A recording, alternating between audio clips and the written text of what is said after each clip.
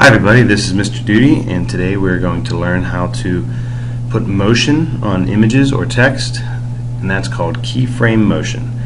So the first thing you want to do is you want to make sure that you have imported the PNG basketball that I supplied to you on the blog. And then the next thing you're going to want to, so that's that right here, the next thing you want to have is a background color mat. So I chose blue, and remember, to get a color mat you just right click in the area where all your stuff is, you go to new item and you choose color mat.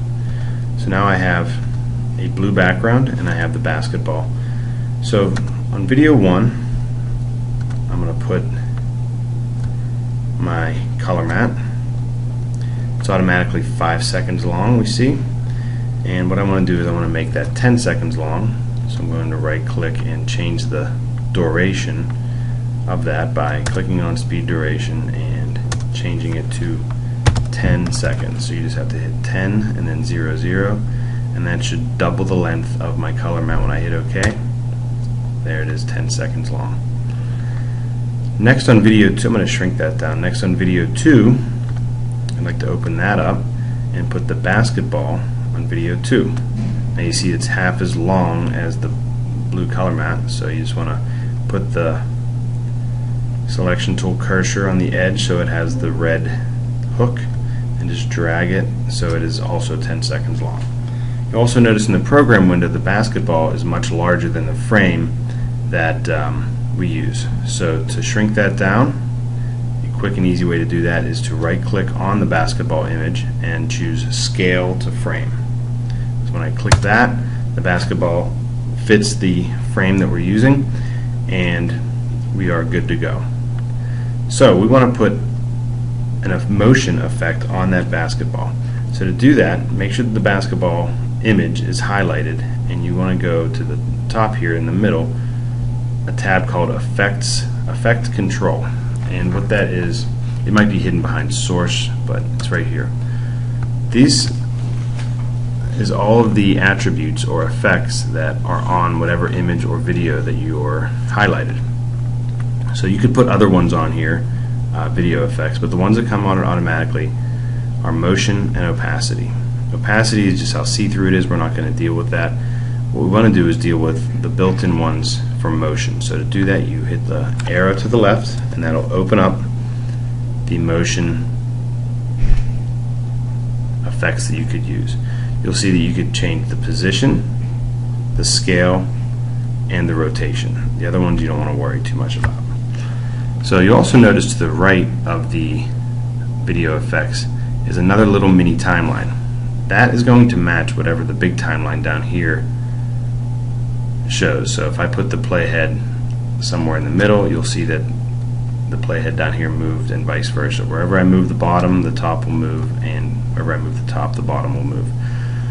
And that's important because we're going to put what they call keyframes on this mini timeline, and that will tell the basketball where it should be at that point. So what we want to do is we want to put a keyframe on both position, scale, and rotation. So to do that, you click on what looks like a little stopwatch. And when I click for position, you'll see a little diamond shows up on the small timeline to the right of the video effects. That is called a keyframe. If I wanted to turn it off, I could click that to turn it off, click that to turn it back on. I'm also going to do it for scale. You'll see another diamond will show up, and I'm also going to do it for rotation. So to activate it, you click the stopwatch, and then if you want to turn it off or on, you click the little dot to the right, and you'll see that it goes off and on. So I'm on that keyframe now at 0 seconds, and these are the location, size, and rotation of that basketball. So what I'm going to do is I'm going to manually double click on that basketball and shrink it down. Now you'll see when I did that, the scale or the size also changed to 39.1. That's about right. I also want to change the location. I want it to be at the bottom left corner, and you see when I move that, these numbers change. That's just the location. Rotation will keep it 0. So these keyframes are going to remember these numbers, these location and the size, and also the rotation at 0. And I would now say about halfway through, about 5 seconds or so into your timeline, doesn't have to be exact, but around 5 seconds, put the playhead there and put 3 more keyframes on your timeline. Now these numbers are exactly the same, so you want to change the scale, you want to change the position. So I'm going to make the basketball a little larger, so now it's at 81, and I'm going to change the position. I'm going to put it around the middle. So at this point, about 5 seconds into your video, the basketball will be this size and at this location. When I'm at the beginning, the basketball will be smaller and in that corner. So if I play, you see the numbers change as the basketball gets larger.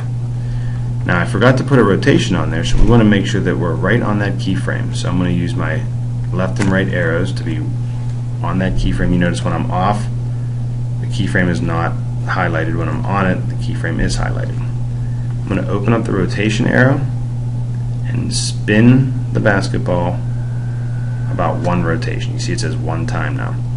You can see this line climb as well.